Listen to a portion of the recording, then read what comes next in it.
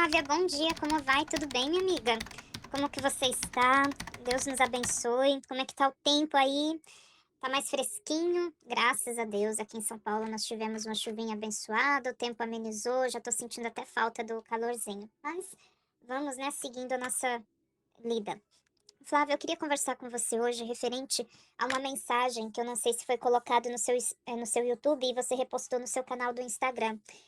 Eu sei que o que foi falado foi algo direto para você, mas como ex-obreira da instituição, né, da Ilude, eu me senti também tocada com aquela mensagem, com palavras assim bem agressivas. Não tinham palavras de baixo calão, né? A pessoa soube expressar o que ela pensa, mas a gente não precisa de usar palavras de baixo nível para ofender, para machucar o outro, né? Eu achei muito pesado tudo que foi jogado sobre você e eu gostaria de dar minha opinião. Inclusive, se você quiser colocar essa opinião em público, fique à vontade, porque eu acho que nós estamos vivendo, como tem até uma música que fala, né, do o grito mudo. Parece que os ex-obreiros são obrigados a se calar, ficarem mudos, porque toda vez que a gente resolve abrir a boca, contar, não é nem falar mal, né? Porque eu também não gosto de falar mal, acho que quando a gente fala mal, a gente não agrega. Mas quando a gente relata a nossa experiência de vida, até mesmo para a gente se curar e a gente ressignificar tudo que a gente viveu, nós somos atacados. A gente não tem esse direito. Essa semana eu estava assistindo a live de uma ex-freira que ela tinha feito até um juramento, não sei se foi algo entre ela e Deus, de nunca relatar o que ela viveu dentro do convento. E hoje ela relata, né? Ela já fez várias lives contando o que ela passou. Eu acompanho ela no Instagram, estou muito feliz com a mudança de vida que ela teve, não pelo fato dela não ser mais freira, mas pelo fato dela ter se encontrado como ser humano, como filha de Deus, como cristã que ela é, e não está mais ali cativa a algumas regras que a gente não entende porque às vezes o sistema religioso impõe. E eu acho que uma pessoa que passou um período tão curtinho como essa moça passou, ela não tem, vou falar uma palavra aqui um pouquinho pesada, moral para te atacar. Ela me perdoe, né? Eu sei que às vezes a pessoa ficou lá um mês e sofreu mais do que uma que ficou um ano. Às vezes uma pessoa que ficou um ano sofreu mais do que uma que ficou 10. Isso pode acontecer? Pode. Mas pelo pouco que ela relatou, agora eu não estou fazendo juízo de valor sobre a vida dela, eu estou fazendo juízo em cima da mensagem que ela colocou, porque eu me senti ofendida e eu acredito que ela ofendeu muitas obreiras da nossa época, da nossa história, porque tem isso também. Uma coisa é a pessoa que ficou como obreira quando era adolescente, outra coisa é uma pessoa que foi obreira quando já era mãe, quando já era adulta. Conforme a fase da vida da pessoa, são situações diferentes e conforme a década que ela entrou. Quem entrou na década de 80 passou coisas que quem entrou na década de 90 não passou, nos anos 2000.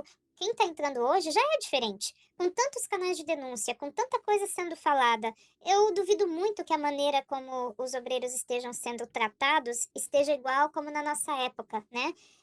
De pastor tacar sapato na face do obreiro, do pastor chamar os obreiros de bananas, do pastor colocar o obreiro no banco porque chegou na reunião de domingo, ele queria 10 almas e as almas não foram, porque a gente não pode amarrar uma corda no pescoço das 10 pessoas que a gente convidou e falar, não, você tem que ir para a igreja, porque se você não for, o pastor vai me colocar de banco. Então, eu acho que a gente não pode julgar a história do outro. Eu respeito a história dessa moça e fico, inclusive, muito feliz que hoje ela não está mais na instituição e fico extremamente feliz que ela é uma pessoa que passou pela instituição e conseguiu sair sem traumas. Ela passou, ficou um período, conheceu Jesus e hoje está em outra instituição. Graças a Deus por isso. E que, assim como ela, outras pessoas também possam ser felizes. Mas vamos aos pontos, né? Ela fala que ela foi obreira por um período pequeno na adolescência, ela tem excelentes lembranças.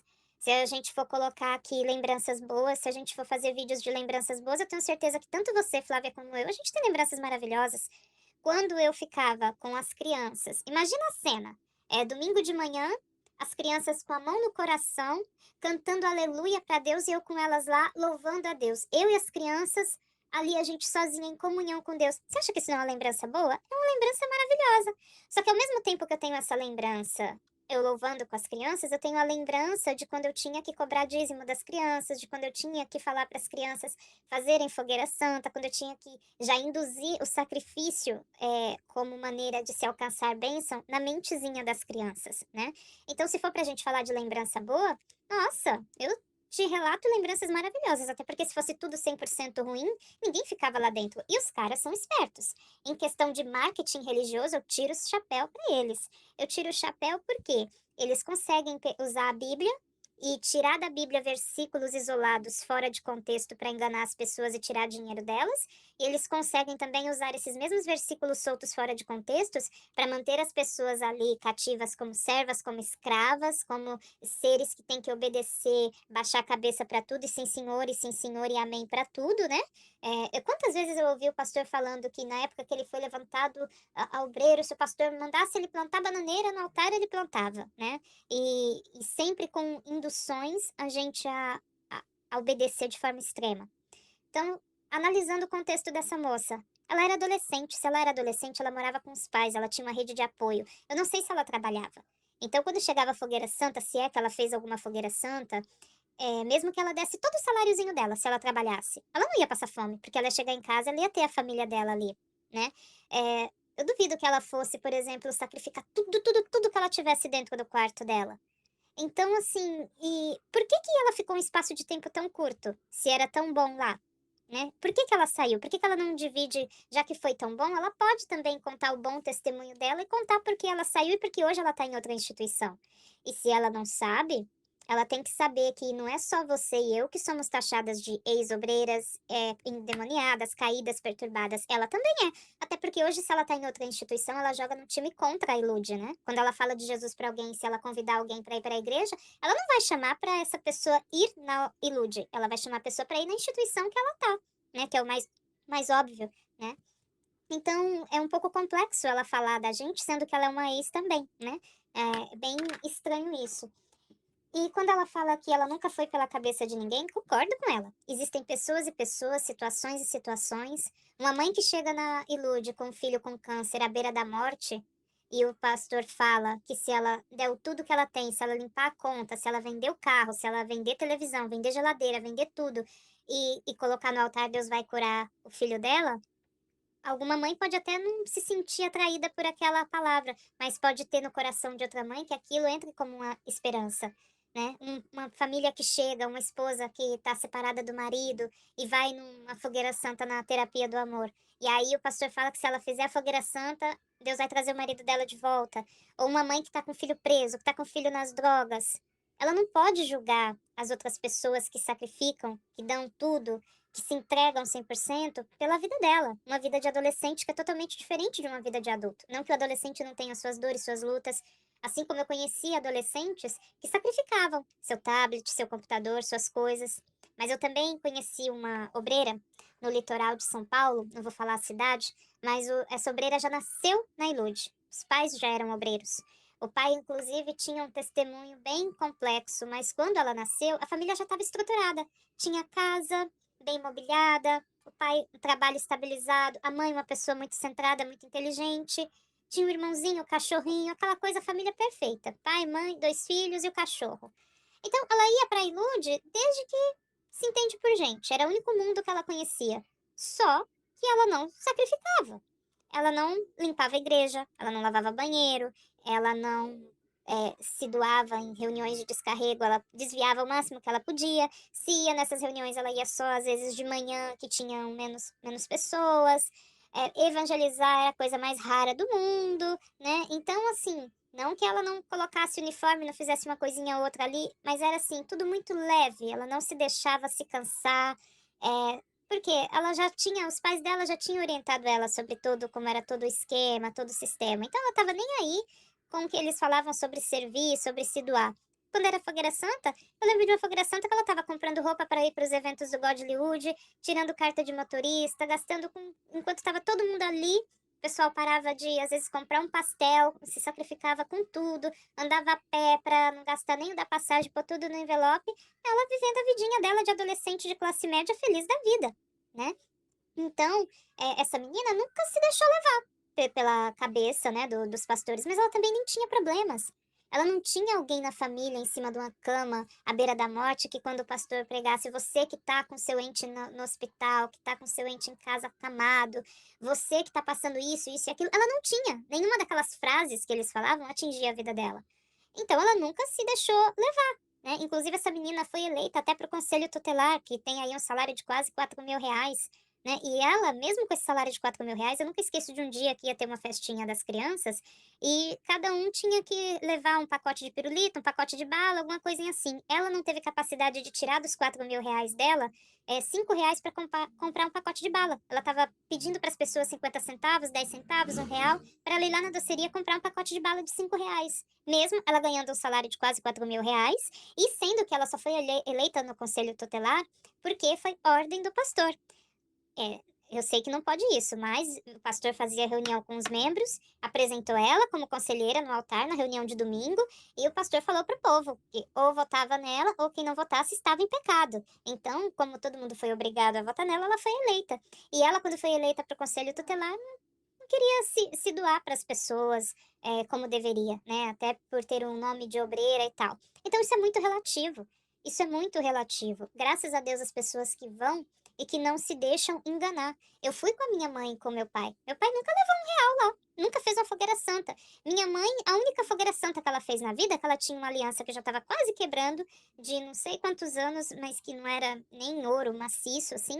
E ela deu essa aliançazinha, acho que porque ela queria se desfazer, porque ela queria uma melhor. Mas ela nunca se deixou levar, ela ia praticamente para me acompanhar, né? Eu tive essa rede de apoio no sentido de ter a minha família ali. Se eu ia numa reunião à noite, meu pai estava sentado lá no fundo da igreja para me esperando. Se eu ia limpar a igreja, meu pai ia comigo me acompanhar. Se eu ia fazer alguma coisa, eu sempre tive esse suporte. Se eu ia evangelizar, se minha mãe não ia comigo, mas ela arrumou uma senhora para andar comigo o tempo todo. Então, por exemplo, esses dias eu estava vendo um testemunho de uma moça que passou, uma jovenzinha, que passou situações bem delicadas lá dentro. Eu, graças a Deus, eu não tenho esse tipo de trauma, né? Eu, graças a Deus, as pessoas, ou pelo menos os ditos pastores e esposas de pastores que eu conheci, eu tinha amizade. Né? Eu tinha amizade, eu não tive os problemas que essa moça que deu esses dias, não sei se foi no canal do Davi, o testemunho, que ela sofreu assédio, eu nunca passei. Uma que eu era muito super protegida pela minha família e eu tinha pessoas que não tinham esse desvio de caráter. Os que estavam à frente ali como pastores, na igreja em que eu estava, pelo menos para essa parte, eles tinham um bom caráter, né? Então, eu não posso, por exemplo, eu poderia chegar no vídeo dessa mocinha que contou a situação que ela passou e falar, não, isso aí também já é demais, porque eu estive tantos anos na instituição e todos os pastores que eu conheci eram arrecadadores natos, mas sempre tinham respeito. Mas eu não vou fazer isso, porque graças a Deus os que estavam na minha época eram de respeito. Eu tinha amizade, alguns eu tenho contato até hoje, né? Mas ela teve um azar de se deparar com um mau caráter que fez o mal para ela. Aí eu vou julgar, eu vou entrar no vídeo onde ela fez o relato dela e falar: não, você está mentindo, você está perturbada. Não é assim que a vida funciona. Essa moça que ficou esse pouquinho de tempo, ela tem que dar graças a Deus que ela ficou pouco tempo na instituição e que ela não sofreu os estragos que a gente sofreu. Porque a nossa história de vida é diferente da história de vida dela. E graças a Deus, Flávia, que hoje você não vai mais pela cabeça de ninguém. Graças a Deus, hoje você tem o seu casamento abençoado, você tem convívio com a sua família, você tem lazer, você tem paz de espírito, né? E se você precisar fazer terapia, eu acho que todo ser humano devia fazer terapia, né? E essa moça que colocou essa mensagem, ela tem que entender que para Universal fazer terapia, se você vai fazer terapia, então você tá perturbada, né? Para eles, fazer terapia é perturbado. Eu fiz terapia, né? Mesmo eu estando lá, eu fiz terapia, mas na mente deles, você tem que fazer a sessão do descarrego, a fogueira santa, e não existe isso de terapia lá, né? Agora, se hoje a gente quer fazer terapia, se hoje a gente quer fazer uma academia, se hoje a gente quer fazer um tratamento, seja como for, a gente pode, a gente é livre, né? Mas é muito triste ver pessoas que não passaram o que a gente passou, não viveram o que a gente viveu, não tiveram as nossas lutas, as nossas dores, tacando pedra, né? Pelo contrário, quando eu era da instituição que uma pessoa saía, eu nunca julguei ninguém. Pelo contrário, eu sempre falava, a nossa amizade continua a mesma, porque não é placa que salva. Eu sempre, mesmo quando eu estava lá dentro, eu tinha essa consciência. E até quando eu saía para evangelizar, que eu batia numa porta e a pessoa falava, eu já sou católico. Eu falava, o senhor tá bem? Tá feliz? Tô, então amém. Falava, eu sou já crente, eu já tô indo em outra igreja. Eu falei, o senhor tá bem? Então tá bom. Pra que eu vou mexer num time, né, que tá ganhando, digamos assim? Aqui no seu canal, eu vejo que você conta o seu testemunho, a sua história, para alcançar as pessoas que estão sofridas, para as pessoas que estão, às vezes, até pensando em sair, mas com medo do diabo que está lá na porta da Universal, né, da Ilude, te pegar quando você sair. Porque eu fui várias vezes em reuniões no templo, né, onde o bispo que estava à frente falava, cuidado, cuidado, cuidado. Aí vinha, eram uns 10 cuidados que ele falava, e dizia que o diabo estava na porta dali, esperando a gente sair para pegar a nossa alma. Aí colocava vídeo, né, de obreiro que morreu com o olho aberto, segundo eles, vendo o diabo, que o coração saiu para fora, que não sei o quê. Fazia-se todo aquele terror. E a gente sabe que não é assim, né? Graças a Deus, hoje eu tenho paz na minha vida.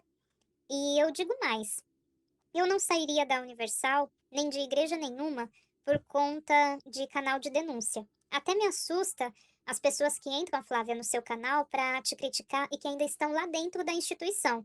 Um recadinho para essas pessoas que estão lá dentro, entra no seu canal para te criticar. Eles estão, segundo as ordens da instituição, errando também. Porque eu vim descobrir que existia canal de denúncia pela boca do meu regional. Teve uma reunião de domingo, nós fomos para a sala dos obreiros para ter reunião de obreiros e o pastor estava revoltado soltando os cachorros porque numa igreja da região, 4 obreiros saíram de uma vez, porque na época assistiram os vídeos do canal do Alfredo. E eu fiquei, quem é Alfredo? Eu nem sabia quem era Alfredo. Eu vim saber que o Alfredo existia pela boca do meu regional. Só que como ele falou que não era pra gente assistir, eu obedeci, passou. Quando eu tomei a decisão de entender o que era a instituição universal de verdade e comecei a fazer estudos bíblicos, foi que eu comecei a pesquisar os canais de denúncia. Mas canal de denúncia jamais teria me tirado da Universal. O que me tirou da Universal foi estudar a Bíblia com Testemunha de Jeová, estudar a Bíblia com um professor adventista do sétimo dia e estudar a Bíblia assistindo os canais do Reverendo Nicodemos da Presbiteriana, assisti muitos vídeos de pastores da Batista e fiz pesquisas por minha conta. E, inclusive, eu li um documentário de uma moça que ela chegou a ir nos cultos da Ilude só para ela entender como era o processo, como era o mecanismo. Ela fez como se fosse um TCC relatando. Então, eu fiz estudo bíblico. E eu não iria sair de lá por conta de um canal de denúncia. Mas, mediante a palavra de Deus, mediante os ritos, mediante as coisas que eles fazem, que vai contra a Bíblia, eu saí pela luz da Bíblia. Então, me admiro muito as pessoas ter toda essa agressividade contra você, como se fosse você que fosse tirá-las de lá. Você não tira ninguém de lá, você faz o seu canal para você contar a sua história. Quando você relata o que você viveu, isso te ajuda inclusive num processo de cura interior, de ressignificação. E eu acho que você tem todo o direito de contar a sua história, sim. Sou grata por você dividir a sua história. Eu não teria saído de lá por conta do seu canal, por exemplo, mas o seu canal ajuda as pessoas a verem que nem todo mundo que sai de lá fica mal, fica endemoniado, fica perturbado. As lutas vão vir, vão. Um dia, Flávia, eu vou morrer, vou. Você vai morrer, vai. Todo mundo vai morrer um dia. A gente pode ter um problema, por exemplo, eu posso ficar desempregada? Posso. Eu posso ficar doente? Posso. Eu posso ter qualquer tipo de doença? Posso. Né? O sol, ele nasce para todos. Deus, ele não faz acepção de pessoas. E este mundo jaz no maligno, né? A gente só vai estar livre 100% dos problemas, das doenças, das lágrimas, quando o reino de Deus se estabelecer aqui na Terra. Enquanto o reino de Deus não se estabelecer, a gente vai passar por esses problemas, vai passar por essas lutas. E essa mocinha que ficou tanto tempo, tão pouco tempo, ela não deveria julgar tanto assim as pessoas. Porque eu conheci, por exemplo, uma obreira no Brás, que ela trabalhava com corretora, né, de seguros, e ela ganhava muito bem. E ela montou um guarda-roupa de princesa. Foi numa fogueira santa de julho, na época de inverno, frio aqui em São Paulo. Ela sacrificou todo o guarda-roupa dela. É uma menina inteligente que fazia faculdade. Não era qualquer pessoa, assim, uma pessoa sem conhecimento, sem estudo, sem instrução, não. É mesmo com faculdade, mesmo trabalhando com pessoas assim de um nível intelectual alto, ela foi lá e só não pegou uma pneumonia porque uma outra pessoa ficou com pena e entregou umas roupas para ela pagar depois, como disse popularmente, fiado, né? Eu levei cesta básica para uma obreira que era enfermeira, que estava passando quase fome porque tinha sacrificado tudo na fogueira santa. Enfermeira não ganha mal. Ela não trabalhava em um hospital ruim, mas a fogueira santa levou essa moça quase a passar fome. Eu já presenciei isso, sei de pessoas que foram despejadas e tantos outros relatos, né? Para uma jovenzinha que passou um período tão curto. E eu acredito que ela, quando foi obreira, ela tem boa lembrança, porque às vezes você, tão jovem, coloca um uniforme, todo mundo começa ali a te tratar com respeito, te chamar de obreira, de senhora, até os jovens da sua idade mesmo passam a tratar você com respeito, isso massageou o ego dela, né? Então, se ela fizer um exercício de reflexão um pouquinho mais profundo, ela vai ver que não é legal ela olhar para você com esse pensamento, né? O meu olhar sobre você, Flávia, é de uma pessoa feliz. Uma pessoa que com certeza vai passar ainda por muitas lutas na vida, por muitos altos e baixos, até porque quem ficou, a quantidade de tempo que a gente ficou na Ilude, não sai sem marcas, né? Quem serviu de verdade, como eu e você servimos, que a gente se doava, a gente acreditava, a gente realmente doava nosso tempo, né? Mesmo quando a gente não tinha dinheiro, mas a gente estava doando nosso tempo, a nossa energia, a nossa juventude. Ela não doou toda a juventude dela, nós demos a nossa juventude ali dentro porque a gente acreditava em um propósito. E só quem fez isso, acreditando em algo maior, acreditando que é para o reino de Deus, é que sabe, né? Então, eu queria dividir isso com você. Fica com Deus, um abraço. Estamos juntas em oração, né? Que Deus seja, né, com essa moça, graças a Deus que ela não teve grandes traumas, mas nós vamos seguir ressignificando a nossa vida. Um abraço.